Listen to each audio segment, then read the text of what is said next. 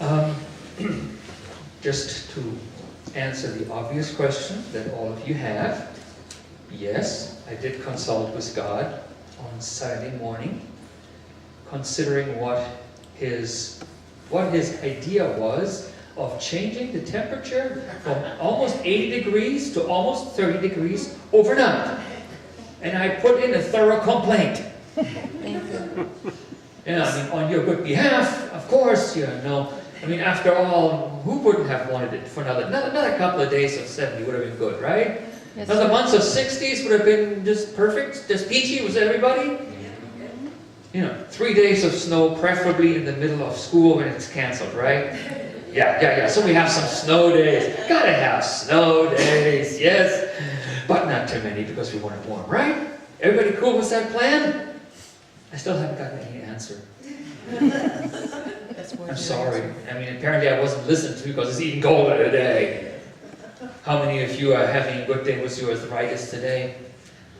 Yeah, I can barely play, man. It's awful. I put in a couple of words about arthritis too. I have not gotten an answer. Sorry, everybody. Apparently, I'm just maybe. Could it be that I'm asking stupid questions? Maybe. Who said that? I mean, maybe the Almighty is just kind of sitting up there saying, maybe the Almighty is just sitting up on heaven's throne going, what is your problem? Have you ever felt that way? 2 years ago today, it was minus 14. Yep. What was that all Where? about? It's good out there. 2 days ago was, 78 degrees and the mosquitoes were flying. I saw them. They're dead today. Oh, okay. Well,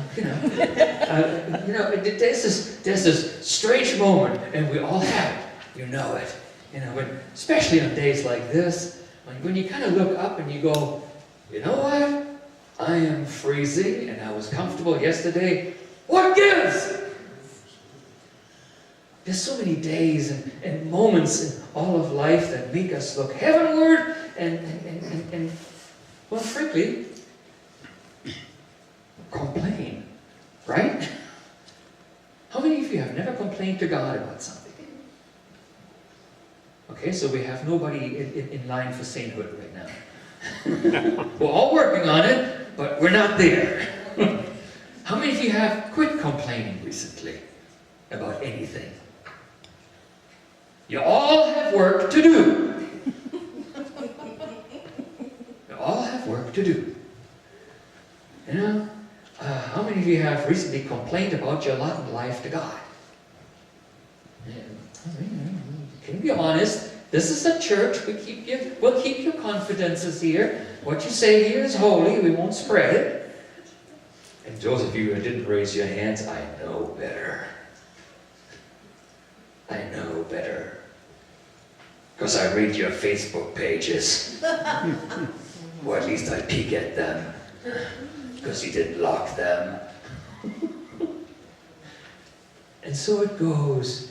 We are just a people like the heart of Israel, aren't we?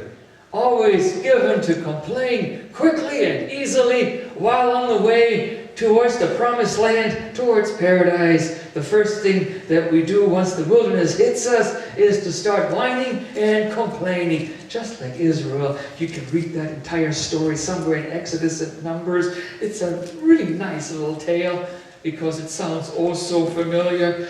Everybody is always busy complaining. For some reason, they all seem to know better how to do things.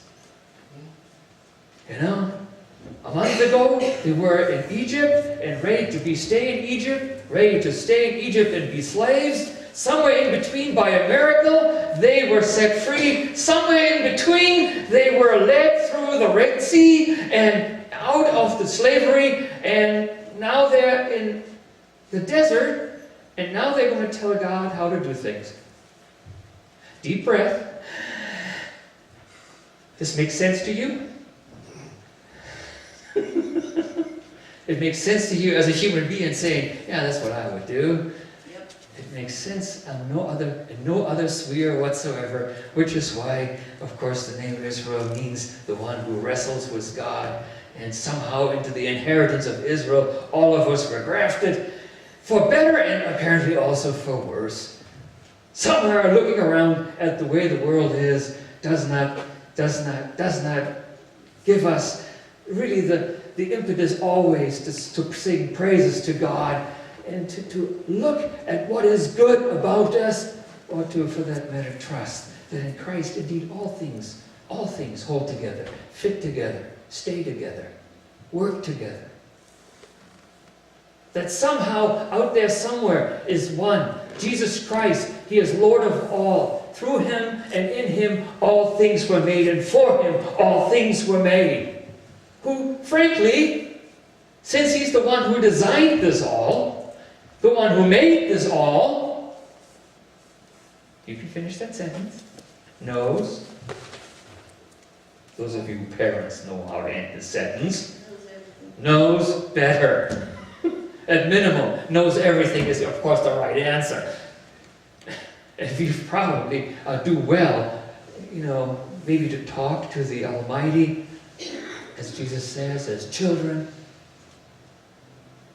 but to talk to the Almighty as those who trust that maybe the Almighty knows where all the pieces fit, where all the pieces belong, how all the little gears and knobs work, where all the buttons were installed and what they were for, why all the things that happen are happening, and how they work for the greater glory of God in the end. I occasionally, we all have had this happen. Any of you a really good mechanic, car mechanic? Even your car's been in the shop for 2 weeks, and you have a nephew who is a really good car mechanic. And a brother. And a brother. And a good figure. I mean, it's kind of the parts of the whole in the car all somehow fit together, work together. But they often have no knowledge of one another. And I used to make transmissions for GM a long time ago. I have my doubt that if the gears that I made had a soul whatsoever or a consciousness, that they had any idea whatsoever what a tire was. It was just too far away. Besides, they lived in the dark inside of the transmission. But somehow that tire, it didn't work or didn't turn unless that gear, kept its work together, kept its life together, kept getting up if you so way every day, kept turning every day, kept transmitting every day. Life is complex and complicated, folks. Christ the King Sunday is a reminder to all of us that as complicated, as confusing, and as sometimes frustrating and even frightening as it is, one there is who designed this earth. One there is who knows where this is all headed. One there is who has it all in hand. Jesus Christ. Who said such memorable things as, today, even today. Remember now, he's saying it to a guy who's fixing to die in a couple hours. Today, you will be with me in paradise. This is the one. So you know his promises. Do trust in his wisdom. Do trust in his power. Because they are real. For this world, yes, it was made for him and through him. And in him, all things hold together. Even you. Amen.